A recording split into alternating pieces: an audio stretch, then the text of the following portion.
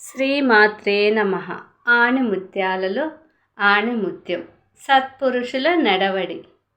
ఆశను వైరాగ్యమనే ఖడ్గముతో తెగనరుగు. ఓర్పు కలిగి ఉండు, మద్యాన్ని మట్టుపెట్టు. పాపకార్యాలపై ప్రీతి చూపకు, నిజం చెప్పు, సాధు మార్గం అనుసరించు. ఈరోజు బుధవారం లైవ్ రాత్రి 8 గంటలకి లైవ్ ఇవ్వాలనుకుంటున్నాను.